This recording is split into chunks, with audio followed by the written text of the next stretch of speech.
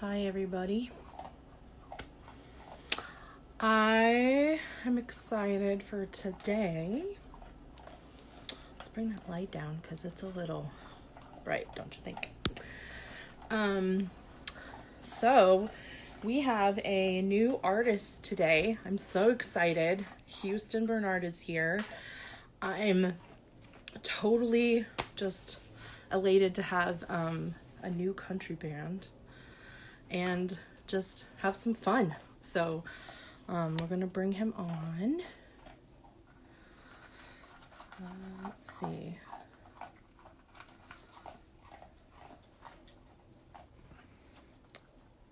So,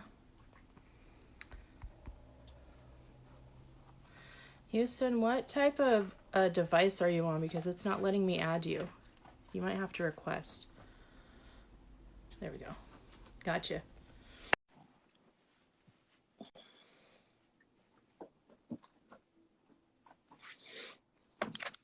There we go. How's it going? Good. How are you? Good. So I got to hear your music today. I Thanks think for you're, listening. yeah, you're so like more country than I'm used to. And I'm not really into country, but like, I was digging it. I was like listening. It was a Spotify list, right? And Yeah. I was just digging it. I just had it on like half the day today. Wow. Thank you. So yeah, it was great. You have such great music, man. You have such an awesome voice too. I appreciate that. Thanks a lot. Yeah. So I just since you're new to our show, I was hoping maybe you could tell us just a little bit about yourself and how you got into music. Oh, okay. I guess I was kind of born into it. Well, I was born in Oklahoma. My father and my uncle were country musicians. They toured professionally for many years. Wow. And then my dad was a broke musician, so he rejoined the Army. We ended up in Alaska. So I lived in Alaska until I was about 13. And he actually met my mom touring in Massachusetts. So they eventually split up. We came back to Massachusetts. And so I've been here on and off over the years. I was in the Army and that sort of thing. And then I've always played music, but I didn't start playing country music until about 8 years ago.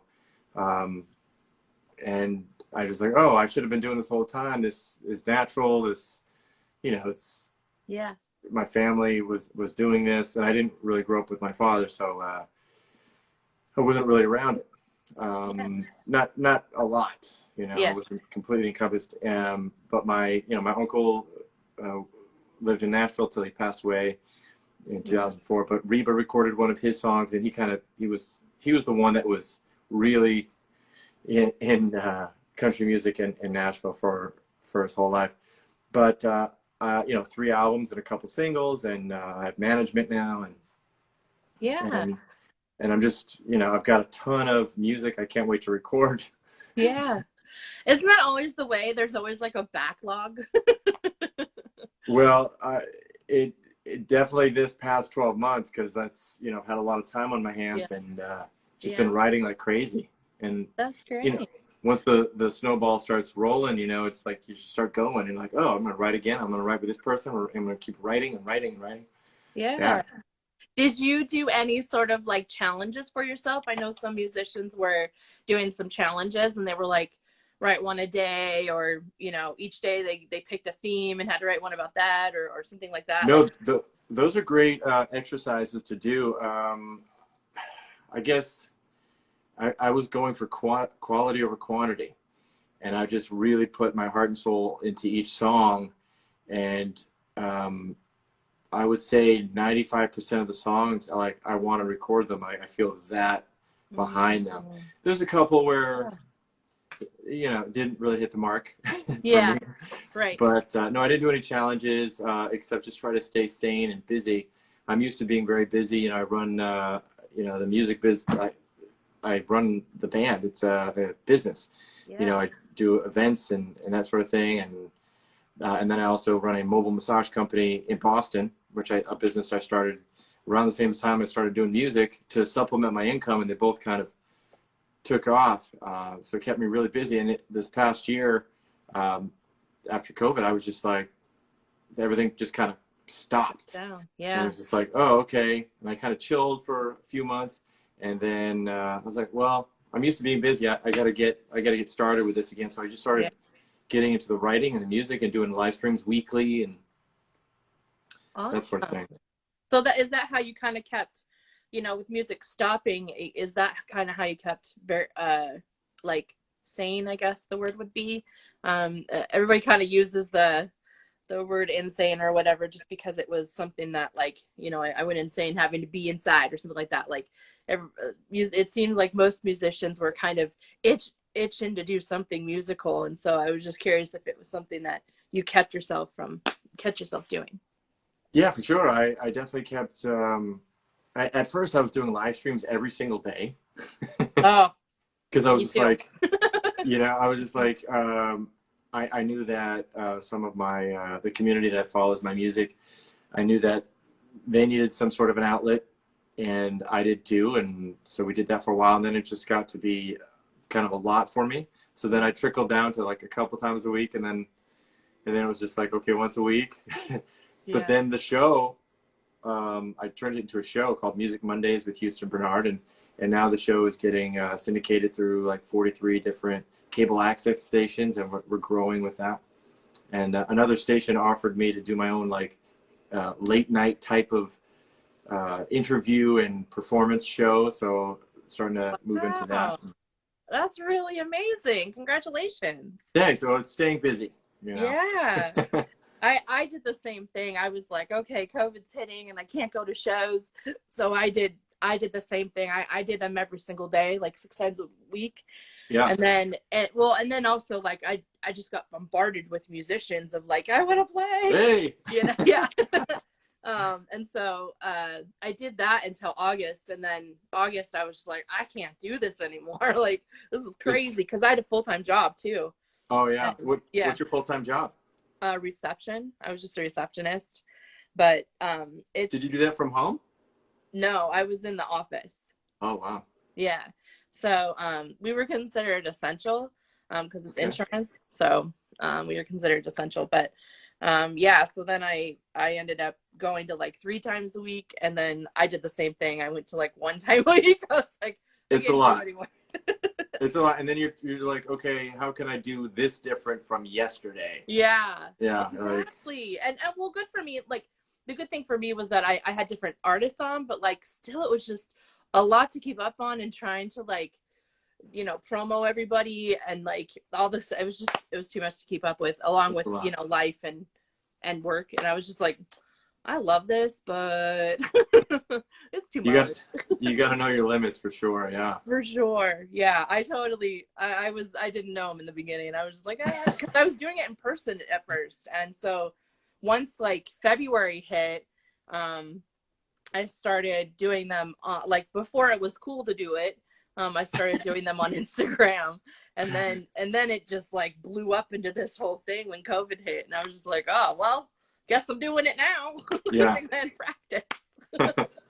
So yeah, it was cool though. Like but it opened up a whole new door, because I was just doing people in Seattle, and so you know, that's where you're based. You're based. Yeah, that's where I'm based. Yeah, in Seattle, and so cool. It just like it opened up doors to be able to do it all over the country, on top of all over the world. So right.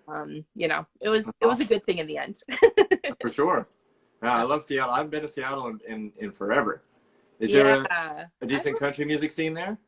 Yeah, we have a pretty big country music scene here. Yeah. Cool. And it's really, I mean, most of my co-writing friends are country artists. This is one of them. So cool. Yeah, so that's mostly what I go and see, is them, because they were playing constantly. So, and I think it's just Washington. Like, it seems like we just have such a huge base here, like, or at least that's how I feel. But yeah. I mean, we have obviously all kinds of music, but like, it just feels like the country scene has just blew up into this huge thing.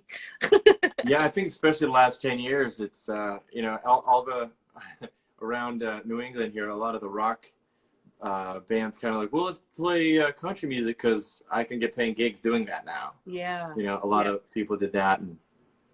But Yeah. I think country music is just popular everywhere. And when my last single, People We Are, when I released it, I had more Spotify plays in the UK and Russia than I did in the US. Yeah. I mean, it's changed slightly now the past couple of weeks, but I was like, what is this?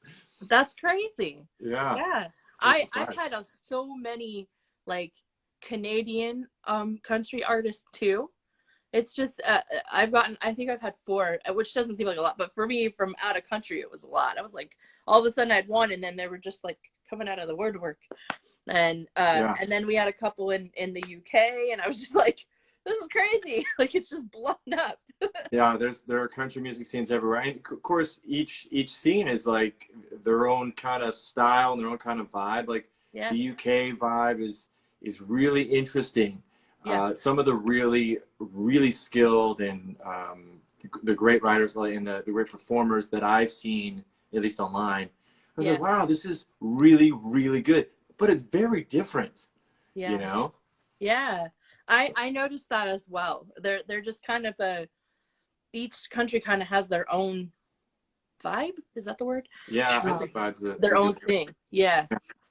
So it definitely is interesting to experience kind of the different ways that everybody and also like it from other countries, a lot of people still like love Nashville or Texas or something like that. Yeah.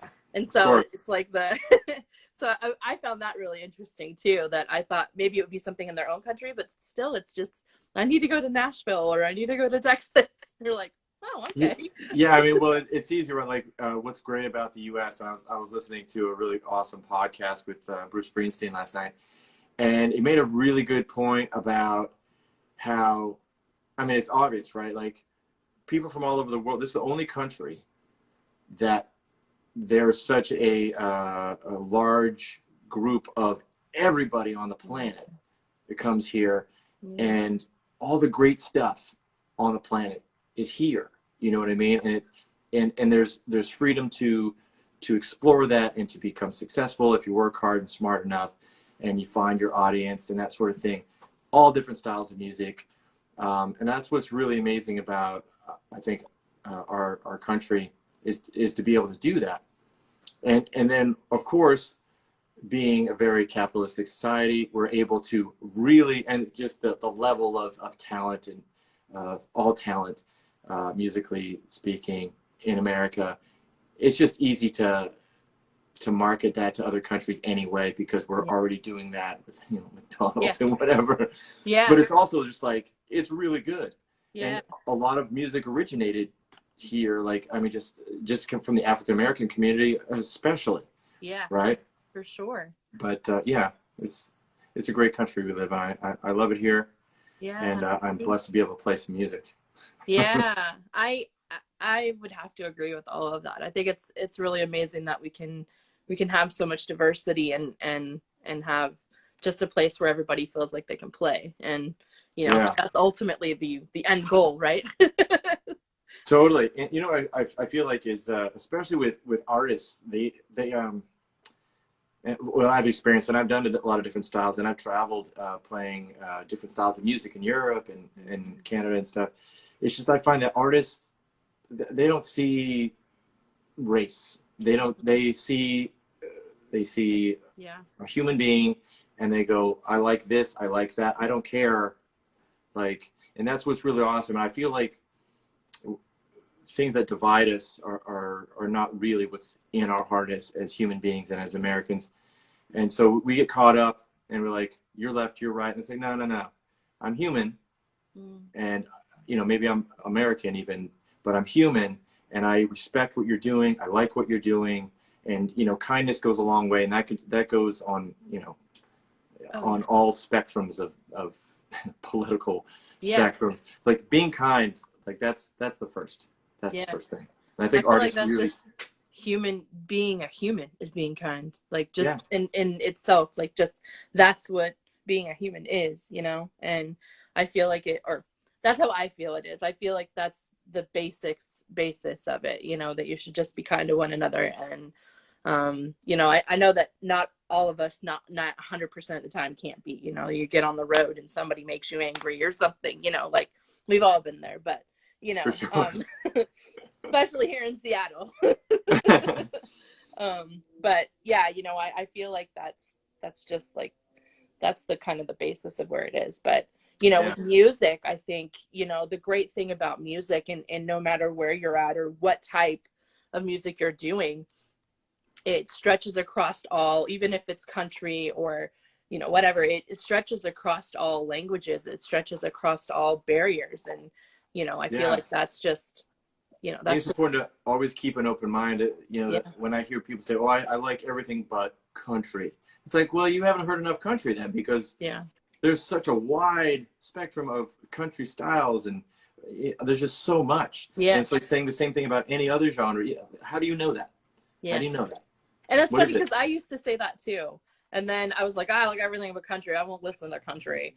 And, you know, I was a 90s kid. So like I had, you know, the Shania Twain and Reba and you know, all those people. And, you know, and eventually you're like, oh, I kind of guess I do really like it. And then out came like, you know, Carrie Underwood and Garth, you know, I liked Garth Brooks too. And I was like, oh, I guess I gotta do like country. And like, I guess you and do. Then my best friend became the drummer of 2 country bands. And I was just like, all right, I like them too. Okay, I guess I like country. There's that line you cross, you're like, okay, I guess I do. I'm kind of there. Yeah, all right. Yeah. And then my friends are like, you listen to country now? And one of my best friends, there's the drummer and then there's my best friend, and she she loves country, like that's her genre, you know. And so I told her, I was like, yeah, I'm going to a country band, and she goes, what? Like, and then we went to my first country in 2018. We went and saw Thomas Rhett and Old Dominion and Kenny Chesney. It was my first like country concert. I remember that tour. It was awesome.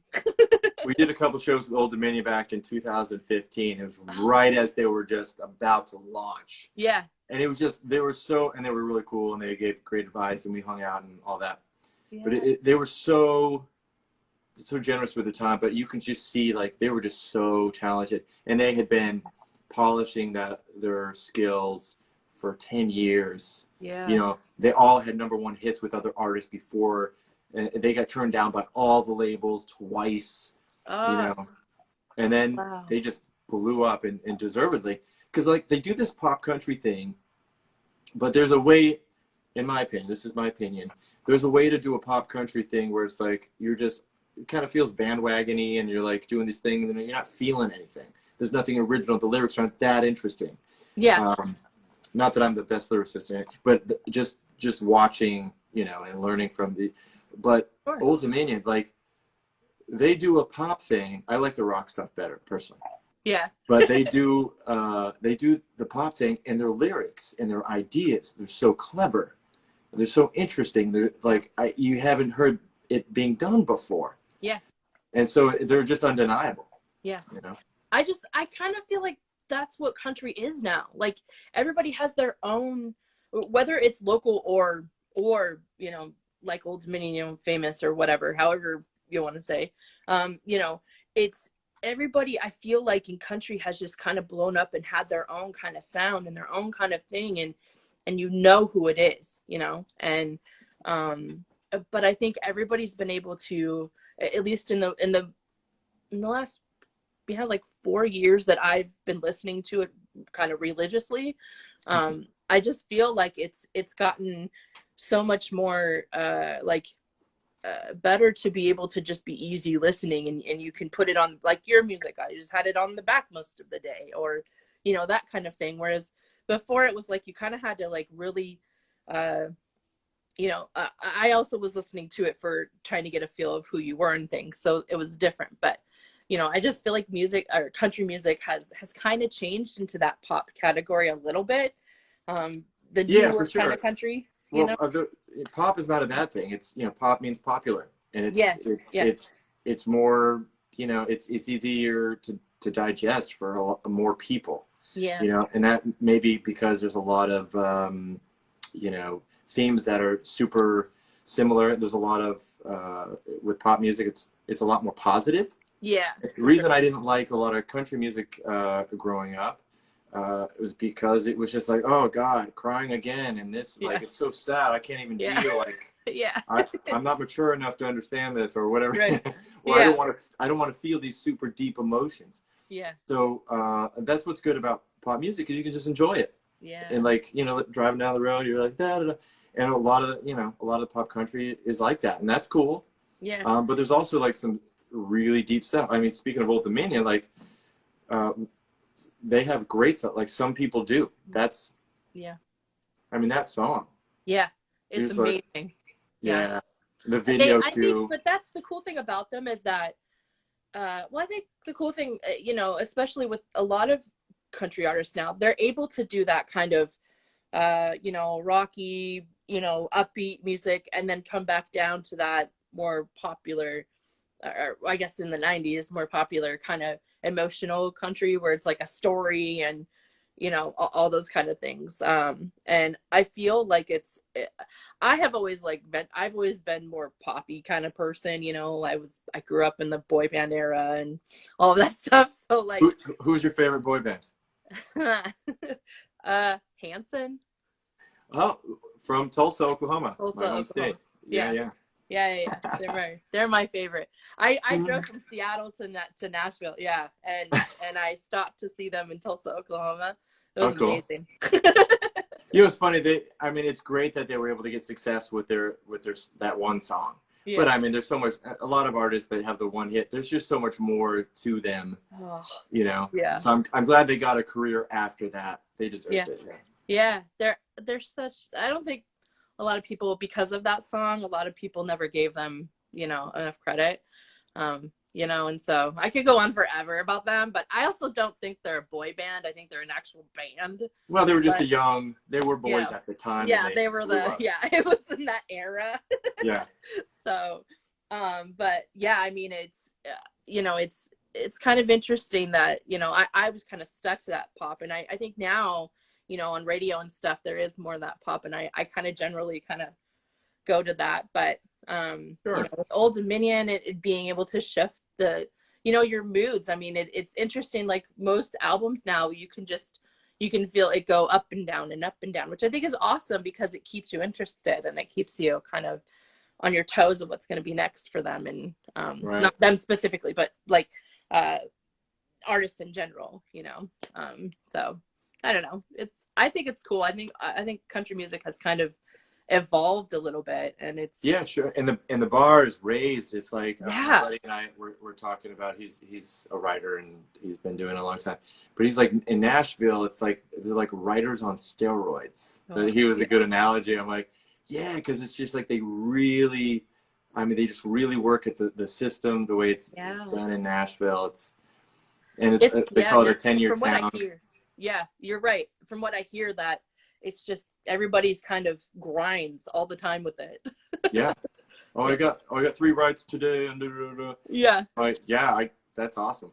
I was talking to I won't say who it is, but I did write a song with him. But he was like, he used to write all the time like that, and he said I ended up starting to write the same song. Wow. And I'm like, oh yeah, I kind of get that. Like I can understand there's a way to do it too much. Yeah. Without feeding yourself with other, you know, influences to inspire change and difference. Yeah. You know. Yeah. Do you like co-writing? Oh, I love co-writing. I had one today. I have one tomorrow. I usually try to do like one a week or one every other week during, you know, the past year. Yeah. Just to space it out, you know, so I can give my best. So I'm not a professional writer doing it every day. Yeah. Some of the people I write with, usually they're in Nashville, but they're just like, you know, they're heavy hitters, and I'm like, we come up with stuff. I'm like, come with an idea or a hook, and we just kind of explore that and then turn it into like these songs. And I'm like, yeah, thank God I wrote with you, because this is good. You know. I know how that feels. I write with a Nashville co-writer too, and she's incredible. And she's just meld. Do you find that there are some that you just kind of meld really well with, and it just kind of is easy almost? Yeah, for sure. And that I'll just keep going back, you know. Yeah, there's definitely a handful, and sometimes I like to give it a little space too. Like if we had a song that I was, like I try to come in with a plan, you know, and just like, all right, I need a song, I need a drinking song. Because I've got all of those songs. I don't have a drinking song. I haven't written a drinking song in a couple of years. Let's do a drinking song. So I went with this recently. I went with this one writer. I'm like, here's what we're going for. You know, here it is. Yeah. And we focus on it and we get it done. And I'm like, yeah, this is exactly what I was going for. Awesome. Yeah. Lately there's still this rare occasion where I'm like, okay, it's, you know, maybe I'm writing with a friend we're both kind of at the same kind of level. Yeah. It's like, okay, it's all right. Yeah. There is a difference. I feel that. There is a difference. Do you write the same as you do with a co-writer when you're alone?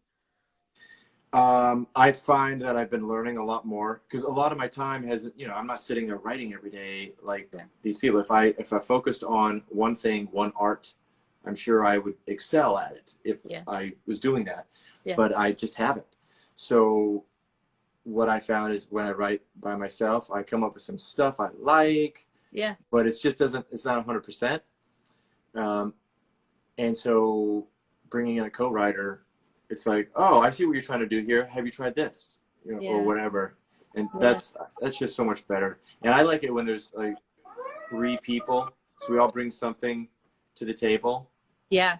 That's what I find too. I enjoy more people just because there's so much more of that, you know, the two heads are better than one kind of notion, you know, and you know, somebody might have a better hook or somebody might have a better line, or you know, and I have so much fun with it. I find it's fun. I almost like doing that more than doing it alone, to be honest.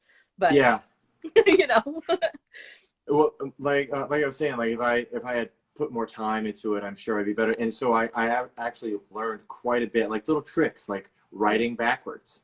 That's a thing that's an interesting theme that I've learned from multiple writers, where it's like, I want to say this. Well, how do we get there? Well, let's go backwards.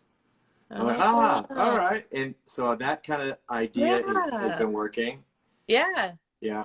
But a lot of my time has been, you know, building the business of the music, and of course my other business as well. And then it's getting the gigs and like doing the photos and all these things. It's like, I remember listening to an interview, like Dierks Bentley's like, yeah, I don't write much anymore. Like there's just too much to do, you know. I mean, he has people for a lot of stuff, but he's still like, you know, he's not in that writer mode where he's got a couple of weeks to be like churning out songs and just like getting into it. It's I think any art form you've got to keep up with and you know, keep polishing it. Yeah, for sure. You know? Do you practice every day? I'm not sure if I practice. I do a couple of live streams a week.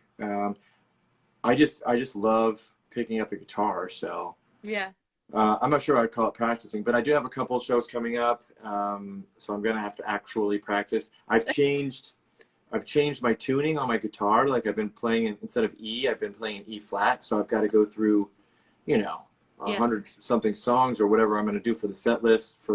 I try to do like different types of set lists. Like I'll do a full night set list for the season. Yeah. I'll do a 90, a 75 minute, you know, 30, 45 minute set. Yeah. Whatever it might be for whatever type of gig it is. Yeah. So I got to do that kind of thing and then change all the keys and like figure that out. Doing it, you know, as I go. I've got stuff I'm releasing. I've got a couple recordings that I'm going to be releasing on the 26th. Exciting. That's what I heard. Yeah. Exciting. So when I'm this Friday, we're doing a release party for my video, for the official video for People We Are. Yeah. Which was pretty cool. I'm pretty excited about it. Do I recall that was your first video, or? I have a ton of videos. Oh, okay. I didn't look them up. I'm sorry. I was just listening to the music. Oh, well, please do take it. Like, feel free. Like, there's some fun videos. I used to direct all the videos, And then Awesome. there was a certain point recently, maybe last year, where my manager was just like, you know, I just decided, okay, I'm just going to listen to whatever you say, whether I agree with it or not. Right. And let's just go with it, including the creative process with the video. I mean, obviously I still have input and stuff, but Yeah. instead of like 100% my thing. Yeah. But my videos that I was making, like for instance, I have a video called Never Grow Old for one of my songs. Mm-hmm. I shot it at a trampoline park. Cool. And I usually had like a couple of the same characters in the videos. Yeah. And it was always kind of like, okay, if this makes me laugh, it's fine. Yeah. So there's some humor to it, but I always had like the women as the heroine in it. And for instance, like for Never Grow Old with the trampoline park, they were having a dodgeball contest, and you know the guy was being a little bit cocky, and so he's getting completely nailed by all the girls and stuff like that. And I had this one video for my song "We Made Out," and there's this one this video. It was the first one that I did that I with the new process of everything and me completely doing all of it. Yeah. And it was like, you know, the same two characters, but they were on kind of like a date. It was their first date. And it was like, he drives up, or she drives up in her huge truck. Yes. And, but we did this camera trick where he looks really tiny because he's really far away. So the truck looks really huge. And then she's like helping him into the truck, stuff like that. And then there's this one where they're they're having a picnic. You should just watch it, but I'll tell you this part now. They're at a picnic, and you know, they're having grapes and wine. So she has the grape, he starts choking. And so, you know, she does the Heimlich, he spits out the grape, and then you see the grape flying through the air, multiple screens flying through the air. And then you see this random guy who's kind of a character anyway. Yeah. He's just sitting there hiking in the woods. And then all of a sudden this grape hits him on the side of the head, and he's falling down the hill. Yeah. It's just so silly, but it made me laugh. I'm like, oh, this is good. So it came out pretty good. We had some good feedback about it. That's awesome. I think those are the best when you just have fun, you know, like even if it's like a serious song or something, like I feel like when you can still have fun and make it fun for everybody, I think that's, you know, that's always the best way to go. And if you're laughing, it's usually everybody else will too. So you hope, but at the end of the day, you know, you can't guess what people are thinking and what they like. Like I don't. As at this point in the game, like I just have to do stuff that I'm proud of, that makes me happy. And you know, how was your music in that way? Like, did you feel like in the beginning you kind of had to do what other people wanted or conform to what country music was, or did you kind of just come out the gate with what you wanted to do? I was just writing what I was feeling, and then but it didn't sound Nashville, right?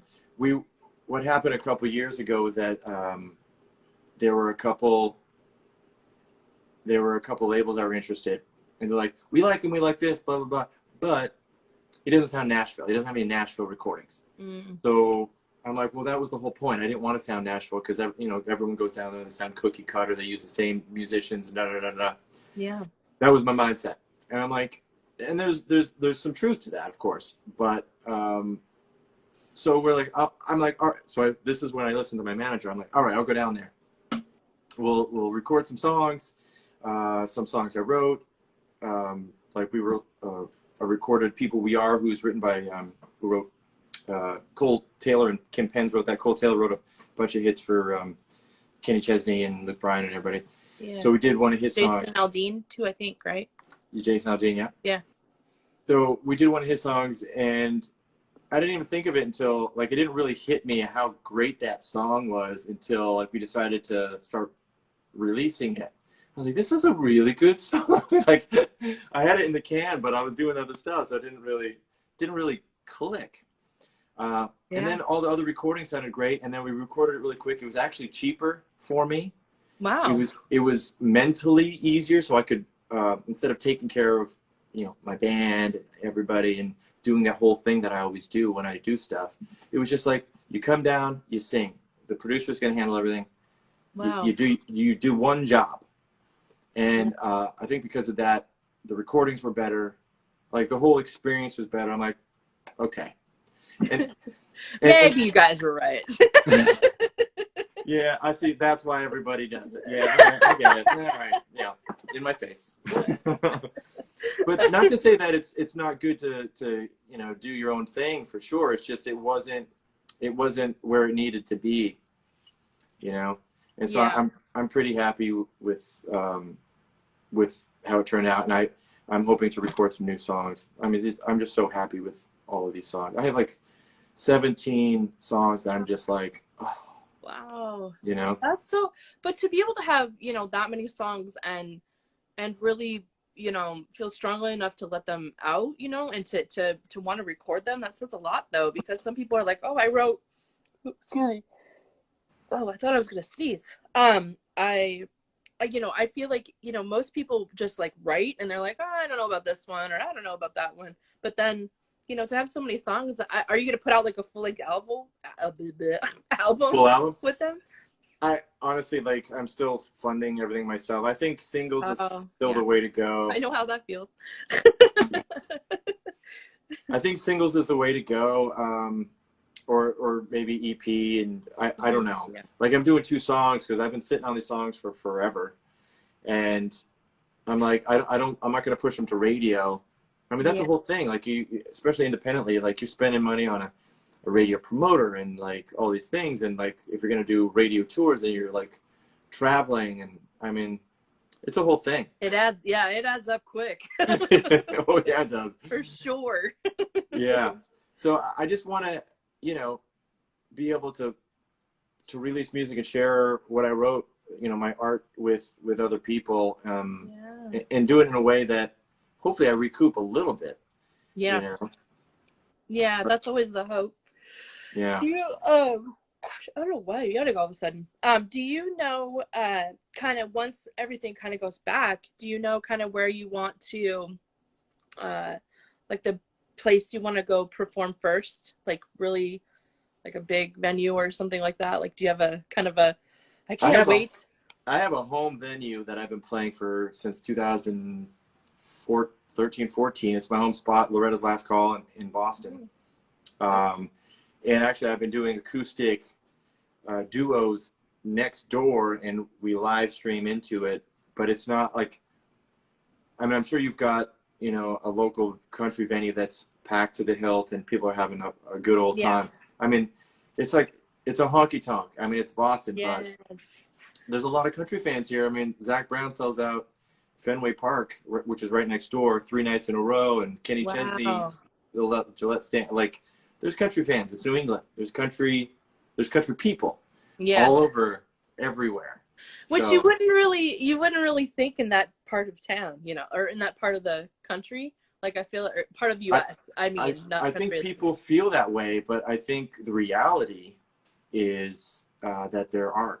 Yeah. I mean, maybe more. You know, and like there's people that travel all the time. We get people from Texas and like deep South. They come up, it's like, I had no idea you had country and you guys are that good. I had no idea. I'm like, well, thanks, man. Thanks. Yeah. But it's like you've got the city, you've got Boston, right? And then you've got the rest of the state. You've got the rest of New England. And those are all country folks. There's so many farms and like, I mean, the country. Believe me, like we do all the fairs and festivals. There are some country people around here. I know we have so many festivals, and they like, just from being at a couple of them with my friends, you know, that play them. I mean, it's crazy. Like you see all over the country, all these festivals, and thousands of people show up, and you're just like, where do these people come from? Like, like it's amazing to me. It blows my mind. Yeah, there's 2 country stations in Boston. Oh, most cities have 1. Yeah, there's 2. We have 3, I think. Do you really? Yeah, because we have the one that I listen to, and then this kind of more poppy, like newer country, and then there's one that's like the older kind of country, like, you know, like 90s and 80s and things like that. That's cool. And then there's one that's like everything in between, and and all over the world and all of that. So it's kind of cool. It's interesting. But I listen to the more poppy one because that's the one that has like everybody I know, because I'm only in the last like 4 years really. So anybody that's come out in the last 4 years, that's who I listen to. there's just so much music, you know, there's so much great music in country music. So I try to keep digging.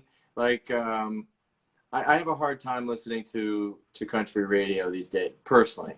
Yeah. It sounds like there's the snaps. Yeah. I'm like, I can't do any more snaps. Yeah. I have snaps on one of my songs. So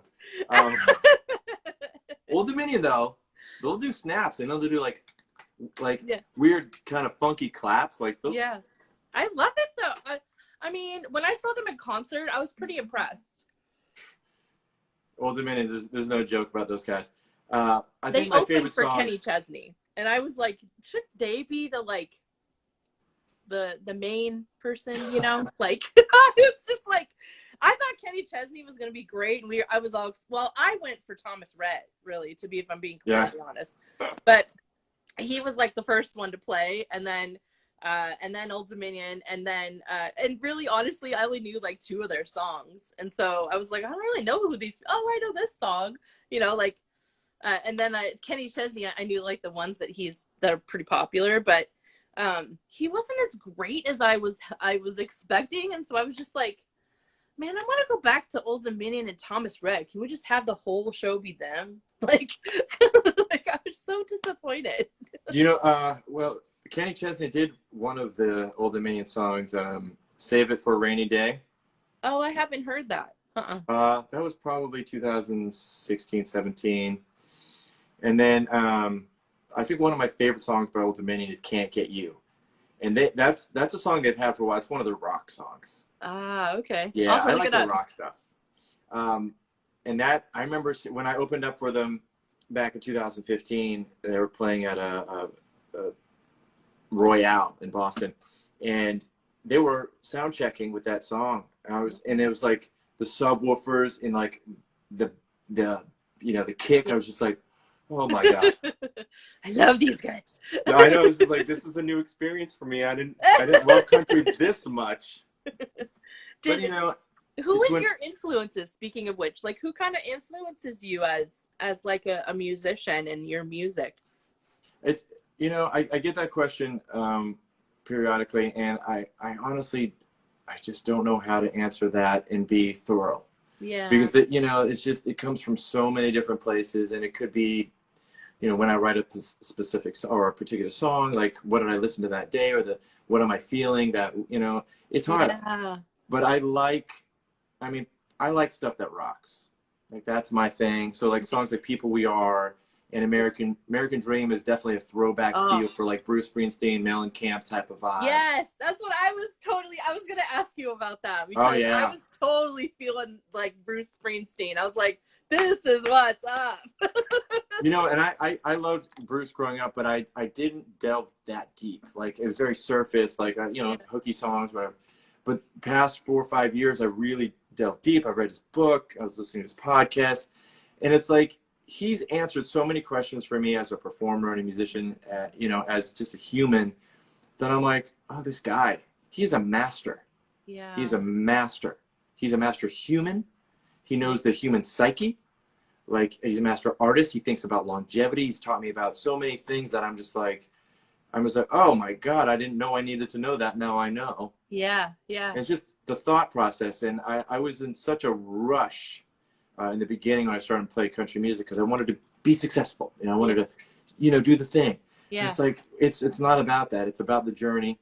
Yeah. We all know it's about the journey, but really know it's about the journey, and just really put your whole self into what you're doing, quality over quantity. Yeah. So I just learned so much from him. Great advice. And so that album, Born in the USA, like, had a huge impact on me. I still listen to that, like, Oh yeah. It's just like all those songs. I was inspired by so many of those songs. I would listen to them. Like, there's a song that I'm going to release called "Without You, Honey," that started because I've rewritten songs. It started very similar to one of the songs, "Downtown." But the vibe, was very dark. Yeah. You know, and even the chords were very similar. The rhythm was similar, and then it evolved to something else. But like there's so much inspiration, and God, I just love that guy. Yeah. Me too.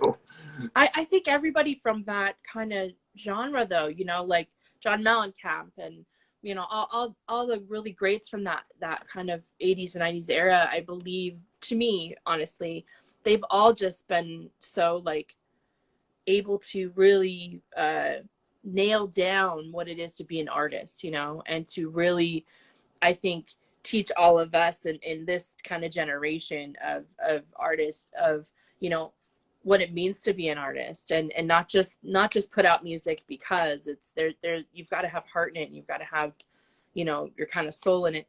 Yeah. Katie Wade is one of the musicians here in Washington. She's my co-writer that I was telling you about earlier from Oh, cool. from Nashville. But she but anyway, so yeah, so I just think that like it's interesting to me that you know, we all kind of take from that era and want to kind of bring some of that back to here, you know, in this time, you know. It's a good feeling. There's some good feelings. Well, there's always nostalgia, right? And you what I find is like we always focus on a lot of times we focus on that good feeling. We try to bring some of that back. Yeah, you know? exactly.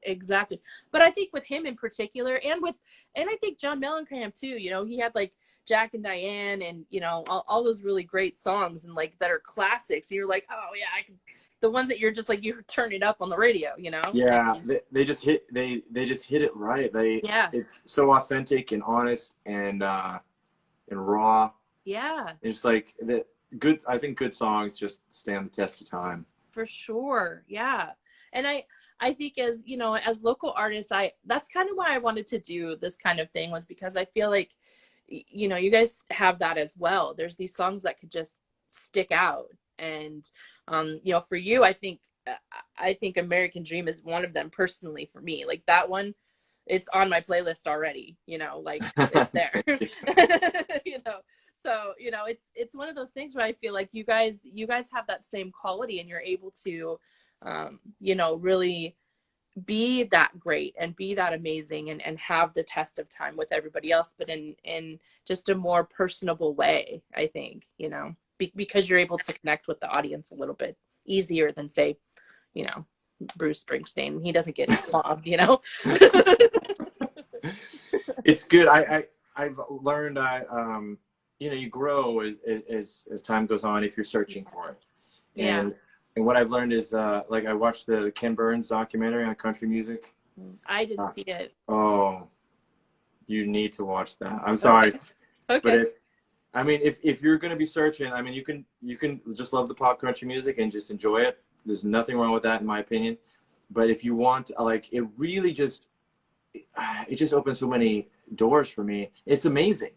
It really is amazing. I mean, just from the first episode alone, it's talking about The Rub, it's called, the episode. Mm-hmm. And it's really about these country people, black, white, everything, mm-hmm. rubbing together with their cultures and their musical influences, mm-hmm. and making country music.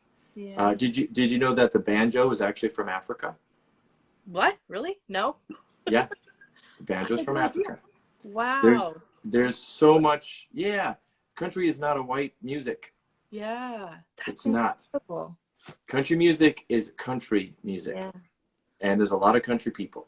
Yeah. Wow. I did not know that, to be honest with you. And yeah, well that's what's like, I'm like, oh my gosh, you know, it's not this. Yeah. It's not that. This is what it is. It's yeah. And I mean, like, a lot of the first country artists were, I don't want to spoil the whole thing for you because there's a bunch of episodes, but a lot of the first country artists were just like these people that pretended they were hillbillies. They would dress up, put black things on their teeth, and like the hits were written from these guys in New York City. Like, talking about real country is not always real. Like, what is real country? Yeah. Like, it is what it is. Like, stop hating. Just enjoy what you enjoy, and that's it. Yeah. Don't waste your time hating on stuff. It's just funny. Like, you have these, you know, preconceived notions like, well, there's no country in Boston. Yeah. Why not? Yeah. Why not? Why can't it be? Yeah, exactly. Exactly. I don't know why. And that's an interesting notion, because I agree. I I have some of that too, where, you know, whatever your preconceived thoughts are about country, right. you know, a lot of people think it because that's kind of what has been spread throughout, you know, the Sure. test of time or whatever. But I mean, that goes with a lot of things, like, yeah, just trying to think of stuff that we learned growing up, but that is just not true. yeah, you know, it's just so much stuff. It was like, you know, but we didn't have the I don't think it would internet. either, but I totally get it. Yeah, we didn't have, like, you know, all these other sources of, you know, information, which is necessarily good, but it's bad. But there's options now, you know. Yeah. You're like, oh, so what was it? One of the things, like, pulling out teeth, for instance, right? The whole tooth floss thing. That's not good. You're not supposed to do that. But it was a thing that we were doing. Yeah. You know, just thousands of things like that were. Yeah. It's amazing to me because it like, there are so many things where you're just like, and now that I'm in my 30s and I'm just like, okay, well, I grew up thinking this, but it really wasn't that, and now my whole life has changed. I'm broken. Is my life a lie? You know? Yeah, I think for me, especially when I started traveling outside of the United States and just try to get a world view. Yeah. When you go out there and you look back at your country, you see what other people are seeing, and maybe it's not true, maybe it is, whatever, but you're seeing a different perspective. Yeah. And you're like, oh, there must be different perspectives on other things. So you start keeping your mind a little bit more open. I mean, it was great. I remember when the first time I left, like, I was over in Germany or something. I was touring for like 3 weeks. And, you know, I'm struggling to try to communicate with different languages. Not everybody speaks English or whatever. And I definitely don't speak very good German or Italian when I was in Italy. And when I came home, I remember the officer or whatever, he said, you know, welcome home. And I was just like, I felt this warm feeling all over me. Yeah. I was like, this is my home. And I see it differently and I appreciate it differently, you know? And I think a lot of Americans don't do that. There's a song by Brad Paisley called My Southern Comfort Zone. And he shot the video in Europe and stuff. And he's got great ideas to try to really open people's minds. He does. Yeah. So I just thought it was really interesting, like, to be able to have that perspective. Yeah. I haven't been out of the country because I don't feel like Canada counts. But I love Canada. But, you know, I haven't been, you know, towards like Europe or anything, which I would love to go eventually. But I totally agree. I was fortunate enough to have like friends from all over the world, and I was a part of K-pop for a time in my life, and so I got really into the Korean culture and had many friends from there. And I had students, exchange students that stayed with me and kind of opened my eyes with that too. And it's interesting to see how people see our country when you're in it, you know, and like the difference in and I agree, it gives you this whole new perspective and change in view, you know, of definitely who you are, I guess, as an American and what people think. And so, yeah, I mean, I was never wise enough to ask them about simple things of Americans, but, you know, I did learn a lot though of that, you know, how they think about us and stuff. But I wish I would have done that though, because that would have been interesting to see their point of view. It's never too late, right? It's never too late. Yeah. I found what was interesting sometimes, where there's a lot of people that come to our country and they have this view of what America is, right? That their country wasn't. And that's why they want to be here. And I feel like they have more pride in our country and more hope sometimes, and just like they almost feel, I hate to say it because I know it'll be offensive, but I feel like they're almost more American in the sense that Americans, we came to this place to be free. And sometimes we take that for granted. Yeah. Do you know what I mean? Mm-hmm. So I feel like when people come here, they want to do their part. They want to pay the taxes. They want to just be a part of this big dream.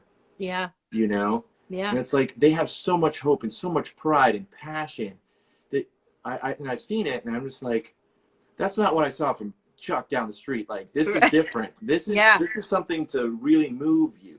Yeah. You know, like Chuck is like, I deserve this. I'm entitled. You know, I'm like, Yeah. Nah. Do you? No. Yeah. You got to work for it, Chuck. Yeah. Sorry Yeah. if anybody's You got to watching get me, out Chuck. of the bedroom, Chuck. Come on.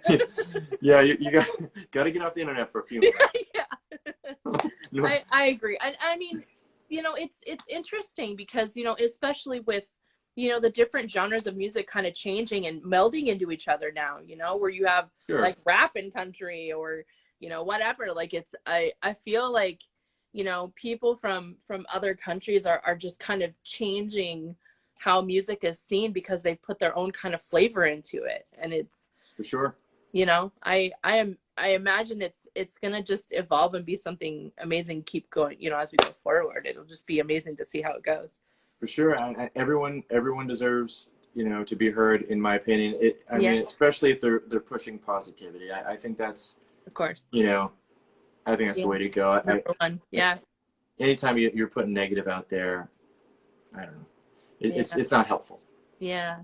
What's the thing that you do the most to kind of connect when you're in, you know, say different countries or even in America? You know, what is the thing that you do to at your shows to kind of connect with your audience? When I'm in other countries, either America or other anywhere. You know what I've really found this past year is that, and it sounds really silly because I've been performing a long time, but I figured out, because I've been so busy, it's really hard to, you know, you're just doing stuff. Yeah. My favorite part about playing shows, and I watched this on the documentary too. It's like, it's really the connecting with people. Yeah. I mean, yes, during the show and we're all singing along, that's awesome. But then after, and just like the stories that people tell you, I remember the first time I saw you at da-da-da, and it's like, I could stay there all night and just talk to them, and just like, you can see their emotion, like to be able to touch people in a positive way. I mean, I feel like that's my purpose in life. Yeah. Is just to try to connect with people, try to bring them on a journey, or maybe to escape to a happier place for a little while you know, they're taking a break from their challenges in their life. Like, I just really love to connect to people and hear their story. I mean, it's easy to be a singer, especially, and just be all about yourself. Yeah. You know, especially if you're running your business and your business, and you got to talk about you all the time. Yeah. But what I find is when I learn more about other people, that's why I like this idea of doing my own show and interviewing other artists. You find out about them, but you're also learning about yourself. You know? For sure. And you're connected. I mean, there's just so many things. That's my biggest thing. I feel like my purpose is just to try to bring some joy and to connect with people, and there's nothing better for me. I love it. I get more out of it, I swear, than I think people do at the shows. I just like, oh really, that's really cool. Yeah. You know. But you find, I mean, even you as just like a fan of whoever, you know, let's just throw out Old Dominion, you know, being the same, like being able to go to them and be like, dude, I remember the first time I saw you, you know, or whatever. Like I did the first time I ever met Hanson, I did the same thing. I was like, I remember when I saw you in '98, and it was 20 years ago. And, you know, like, you're just like, and they're like, oh, that's so great, you've been a fan. You know, I think everybody kind of does that, you know, like it's as a fan, you just get caught up in being so excited and wanting that connection and feeling important, you know, to the artist, whether you're local or not, you know. For sure. I always felt like if I, you know, met an artist that I really was in, like, really liked, like, oh my gosh, would I be a complete fool? Like, I don't want to embarrass myself. Yeah, I was an idiot. But then I see people kind of doing what I thought I might do on occasion, and I'm like, that's not so bad. Like, that's actually kind of flattering, you know. I think there are artists that are, I don't know, maybe egotistical, and there's not not so much in country. It's a little different, I think. Yeah. But country artists are way different than I've you know, I say this, people, not to like brag, but I've met so many musicians, and because I've been to so many concerts, and you know, it's crazy because you find that there's either the musicians that are just love their craft and want to connect with the fans, kind of like you, right? Or they're and they're kind of rare, to be honest, or they're in this space of, you know, I'm this big musician and you're here to meet me, and like, you know, I'm cool and you're not, kind of thing. I don't know. It's just, it's weird. And like, Pretentious. yeah, they're very pretentious and so egotistical. And you're just like, yeah, but if you think about it, it's me that's making you have this fame. So like, why isn't it like, why are you not more thankful for your fans and showing more love to them and being more appreciative that they're there to come see you sing, you know, or whatever. I just feel like it's, and that's why I think I have a bigger heart for local artists and why I chose to do this, because I feel like it's, there needs to be that more focus, because I've never seen a local artist that didn't appreciate their fans. You know, even ones that have gotten, you know, more famous and kind of have gone up the scale, you know, they still come right back down and they're like, you know, we still love our fans and that's why we're here, you know. And I think that's where it should begin, is because essentially they're the people that are going to keep you going, you know. And for sure. I mean, it truly is all about the fans. I mean, if I didn't have people showing up every week to see my show, I'd be sitting here playing by myself. Yeah. It's not as fun. I like to share, you know, I like to share, I like to hear, I want to know. Yeah, yeah, exactly. I yearn to learn. Yeah. I agree. I think it's great. And I think that's how it should be as a musician. Like you just have to like, just be so humble, I think is the word I think about, is just be humble, and it can be like nobody thought that music would ever stop. Like I never in my mind ever thought that would ever happen. And I never thought I'd ever see a day where I'm like, I can't go to a music show? What? Like, yeah. What happened? Am I in the Twilight Zone? Like, what's going on? Yeah, it was devastating for a lot of people. I mean, not even to like just keeping it with musicians that can't play. I mean, that's just one aspect of all so many things. Yeah. Of the whole world of everything. But yeah, I mean, since we talk about music, that's the one I touched on. But like, yeah, I mean, it was just, it's crazy, you know, that you think that like you kind of take it for granted is kind of what I was getting at. And you know, and then, you know, to be able to be thankful for all these musicians that have fans that stuck around even though they're not playing live, and they're trying to make it on, you know, social media like this, and like, you know, having to change their direction too, and realizing they're just as human, you know. And so I feel like, you know, it's just, you know, a lot of the musicians having to go like get another job because there wasn't, you know, they weren't playing and stuff like that. You know, I think it's interesting because it really kind of brings you down to being grounded, you know. So yeah, it's a good slap in the face for those people. I think sometimes it's you know, when you're younger, you don't really appreciate things because you're focused on other stuff. And a good 4 or 5 years ago, I really took a good hard look at what I was doing and where I was at, and I was like, I'm gonna appreciate every second of this, because I know just like this, it could be gone. Yeah. And I feel like though I do miss playing, I feel like I definitely appreciated it more than the average. You know, like I knew that this was awesome. Like to have a room full of people several times a month at least, that are just having a good time. And I get to play music and I get to provide it. Like, I was like, I know that this could be over. I know there's an end to this at some point. This, you know, my favorite bar could close at some point. Like it happens, you know? Right. So I appreciated it. And I mean, obviously I can't wait to get back to it, but I'm definitely not one of those people that were like, oh, you should appreciate it more. No, I did.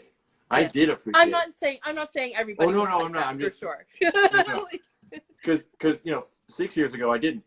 You know, I didn't appreciate it. I'm just talking about me personally, and there's a lot of people that because we were talking about people that are more self-absorbed. Yeah.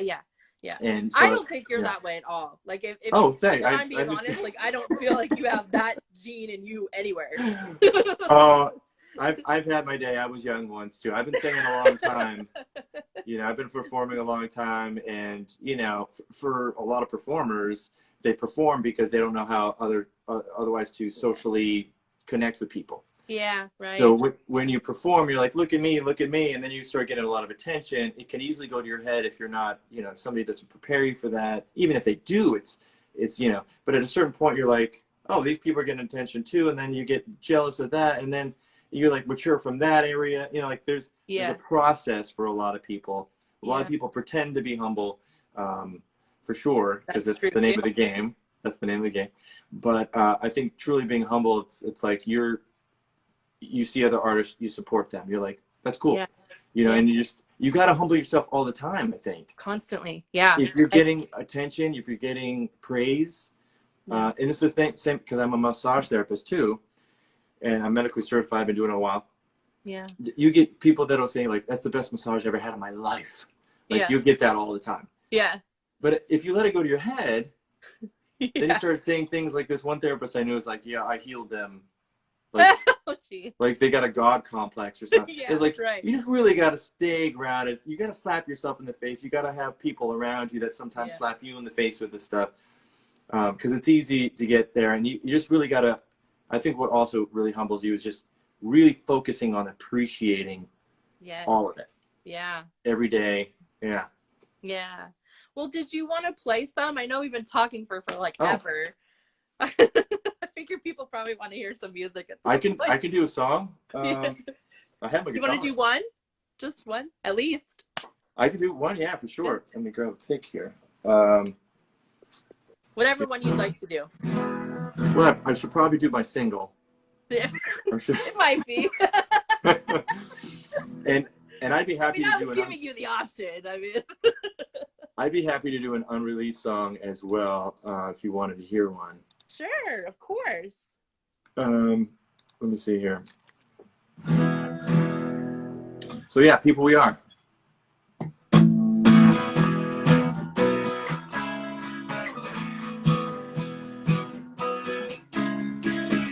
We try to do the right thing.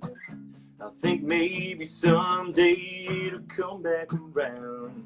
Oh, with everything that life brings, we've had our share of ups and downs. We know where we're from and don't stop till it's done. It's sun up to sundown. Life in a little town. A little bit of hell, yeah, a little bit of amen. A whole lot of work, hard, throw in a little bit of playing. Barbed wire on fence posts, tractor trucking on a county road, down in the heartland of the stripes and stars. Yeah, that's the kind of people, that's the kind of people we are.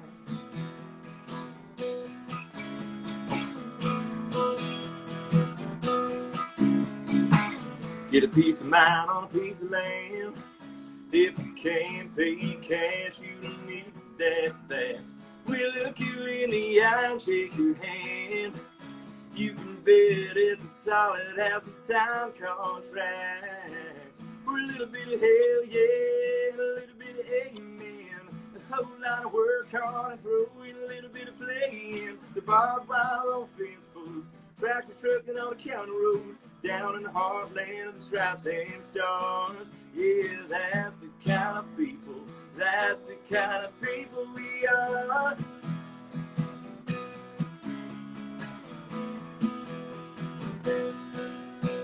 We know where we're from and don't stop till it's done. It's sun up to sundown, life in a little town.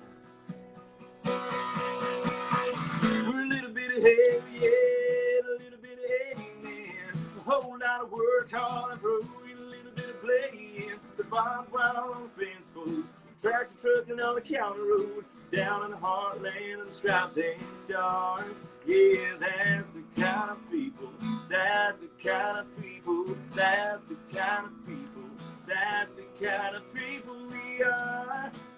Yeah, that's the kind of people we are. Yeah, that's the kind of people we are. Yay! Thank you. I'm sorry, I don't have a clap machine. I only have one clap.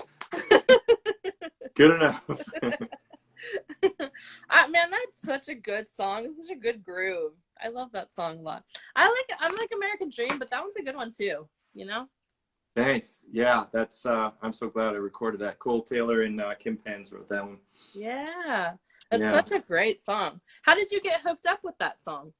Well, my manager, who's awesome, Kimberly. Oh, I think she's watching. What's Yeah, up? she's watching. Yeah. Hi, Kimberly. She reached out to a publishing company, and we're looking for songs because I was going to Nashville to do some recording. I had a couple of my own songs, but we wanted some other stuff, and that was one of the songs. Awesome. So, do you get to kind of pick what they are and what you feel like is most like authentic to you? For sure. We all contribute, you know. It's like, hey, this is a good song for you. What do you think? Yeah. I'm like, oh, I like that. Yeah, you know? Right. Yeah. I think Kim's really done a great job knowing me and knowing what works for me, and even some ways better than I know myself. And I was like, oh, well, you know, because I don't know what I'm communicating to people. Yeah. Like I only, you know, I guess, but like I just do what I do. Yeah. And then like we're just like, okay, we gotta, because I'm kind of all over the place sometimes. Yeah. It's like let's focus it down. Let's get focused here and yeah. do That's great that she's able to kind of help you in that way. I'm sure it kind of takes kind of the pressure off too. Yeah. It does. When you do everything, and I mean I still do a lot. It's just I do a lot less. Yeah. Yeah. Yeah. And it's also it's nice to have someone who's, you know, again, just looking at like the big picture. Yeah. You know, it's like if I'm running around trying to do this, trying to do that, it's hard to see the big picture all the time because I'm just like I'm going too fast, too much going on. Ah, that's amazing. We love you, Kim. You're amazing. It's great. But yeah, if you want to share an unreleased song or one of the ones coming up, like you're more than welcome to if you feel comfortable doing that. Yeah. What did I do? Gosh, there's so many favorites I have, so I'm trying to think. Like, okay, I should probably do the song I'm going to release on the 26th, especially if Kim's watching. I mean, I won't tell her if you don't. Well, it's a good song. I wrote this with Brandon Ray. Do you know who Brandon Ray is? I don't know. I'll have to well, if you like pop country, you'll like his stuff. It's pretty pop. Okay. And he's just a really great guy. Okay. And he does great music. And it's a song called Small Town Way. Oh, she like, got you. She knew before you said it. Well, that's what I'm saying. As long as I listen to her, things seem to be going pretty well. So they're going better than they were when I was doing it. So yeah, it's called Small Town Way. I'm excited about the song. He actually, Brandon Ray also produced it too. And we just recorded it a couple months ago. I recorded the vocals here at my amateur home studio. We got a microphone and I was able to do some stuff. So it's called Small Town Way. Awesome.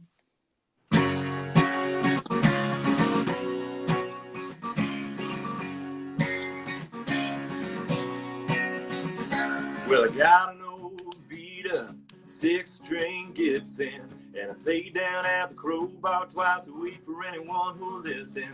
Then I drive my rusty hand-me-down 75 Chevrolet way across town to work my life away for minimum wage. Yeah. Well, it looks like an old run-down dot on a map. But if you stop and take a look around, you see it's so much more than that. Caroline down at the diner cooks the best meal you ever had. And Frank runs the bank and give you a shirt right off his back. Yeah. Just what we do is just who we are. No way to stop us once we start. A whole lot of something in the middle of nothing, like a lighter in the dark. So don't be afraid to stop and stay if you ever come out our small town way.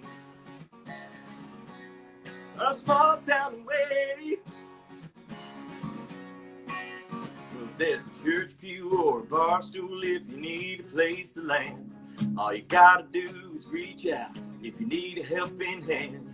Yeah, we get a little rowdy when Friday night rolls around. But believe me when I say it's the perfect place to settle down. Yeah. Just what we do is just who we we are, no way to stop us once we start. A whole lot of something in the middle of nothing, like a lighter in the dark. So don't be afraid to stop and stay, if you ever come out our small town way. Our small town way. It's just what we do, it's just who we are. No way to stop us once we start. You've got a whole lot of heart. Yeah. It's just what we do, it's just who we are. No way to stop us once we start. A whole lot of something in the middle of nothing, like a lighter in the dark. So don't be afraid to stop and stay, if you ever come out our small town. Don't be afraid to stop and stay, if you ever come out our small town way. Our small town way. Our small town way. Our small town way. Come on. Yeah. Oh, thank you. Man, I like that song. Good. Good. It's a great one. I love Thanks. it. I would have grooved more had we not been live. I'm just saying. It's all good. I'm excited for that one to come out, dude. That's going on my playlist too. I'm gonna have like all we also have a like a playlist for local music scene. So oh, cool. If I'll put you on there too. And thank you.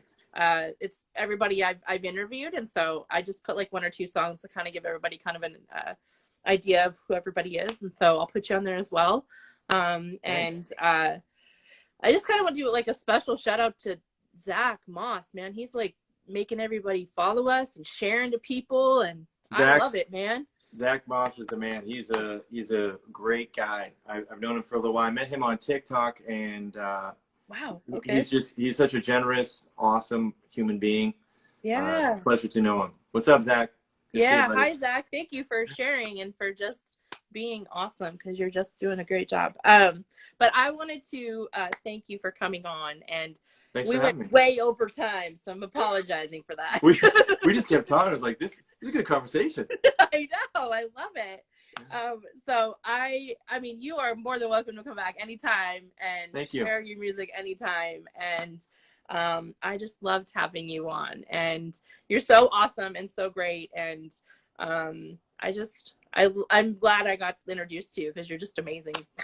Wow, that's very flattering. I appreciate you very much. Thank you for having me. Yeah, come back, please come back. Like, grace us with your presence again. I'd love to come back.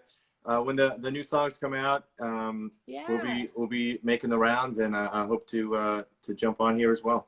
Yeah, that would be amazing. You are more than welcome. And if you're ever in Seattle, please look me up. I hope to be out there. Awesome. Well, everybody, thank you so much for joining us. And I know this was a really long live, but it was so much fun, and we had so much fun talking, and just it was great. So thank you for sticking it out if you stuck out the whole time. And you know, please check him out. He's great and amazing on all platforms. He's on all of them. And if you're in Boston, please go see him live when that happens. I don't know if it's happening there yet, but soon enough. Yeah. So when that happens, please do that. And did you have anything else you wanted to share? No, just thank you. Thanks for letting me play, and I hope to see you in person at some point soon. Of course. I really hope so, because I think that would be amazing. I would surely enjoy that. Well, you guys have a great night. Thank you for checking in on a Tuesday night, and we just appreciate you all. So thank you. Bye, Houston. Take care. Thank you. Bye.